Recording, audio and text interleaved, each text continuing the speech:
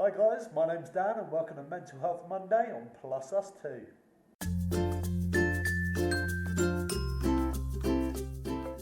So today I'm talking about CBT, which is cognitive behavioural therapy. As I said before, I did 2 weeks of intensive CBT when I was an inpatient and that helped me loads.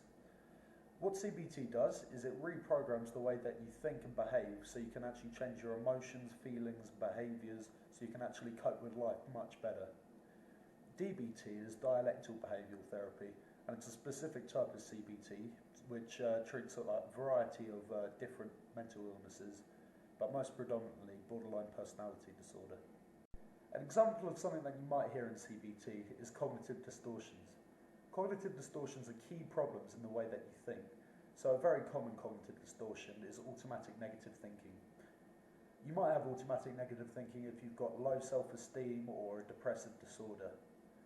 While going through CBT, you'll have a behavioural intervention where your therapist will challenge the way that you think the way you do and then attempt to change it for the better. When I underwent CBT, I was in a really bad place. I just completed 2 weeks on an inpatient addiction program, but my extreme automatic negative thinking really needed to be dealt with. I've been a pessimist all my life and automatically jumped to the worst case scenario and everything. So unless I was really good at something, the moment I tried it, I would just give up on everything. At the start of the 2 weeks of CBT, we brought out a feelings wheel, which was a circle divided into quarters, and then each quarter divided into about 10 different feelings and emotions. At the start of the 2 weeks, I couldn't put my finger on any feeling or emotion whatsoever. But as time went on, and we did a bit more therapy, I could then point out depression and rage. And then throughout the 2 weeks, I could then point out loneliness and powerlessness and loads of other feelings. Boom, so I'm back home. I didn't have enough time to finish filming at work, so I just finished it in my kitchen. So that was probably the start point where I could start my behavioural intervention. I started antipsychotics about a week into my CBT, and they helped me dramatically. It just gave me the breathing space that I needed in my head to actually focus on my recovery. One-on-one sessions with my therapist and my psychiatrist also gave me an insight into myself, and soon after that I actually stopped self-harming. I haven't actually done it for about 7 months now. The scars are still there, but they've faded so much. But when I first came out of inpatient care, they were still fresh, and every time I saw them it was difficult for me because it would bring back the old feelings.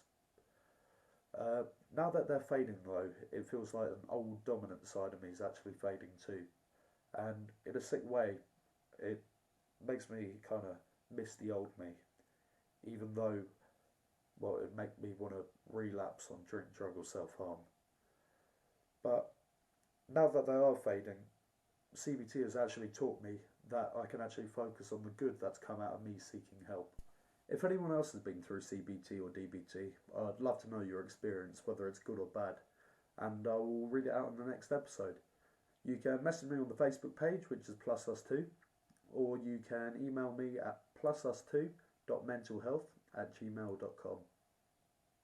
If you want to try out CBT and think it might be for you, there's most likely CBT groups in your area, or you could actually do CBT exercises online on websites like Mood Gym. Be aware though that CBT can be quite challenging because it does give you a brutal, honest look at your life and who you are. But from my experience though, if you stick with it, the results are well worth the effort that you put in. Another exercise that we did in the CBT was to write down every day a negative thought that we had had, and then we would reframe it into a more positive thought. So a negative thought that we'd have would be something like, I let my phone run out of battery today. I'm so stupid and unorganised. From there we would then reframe it into something more positive and constructive and say something like, okay, my phone ran out of battery, it's not the end of the world, it's probably good for me to have some time away from my phone. I'd love to hear you reframe your negative thoughts, so you could write it in the comment section below. So today we have one question, and that's from Tiffany. Tiffany asks, what can we really do or say when somebody is suffering around us? Well, when I was suffering, I would push everybody away, especially those people that cared the most for me. You got to remember not to take it personally, because when that person is suffering, that suffering would engulf their life and it would be the centre of their world. It's important to give them some non-judgmental listening time.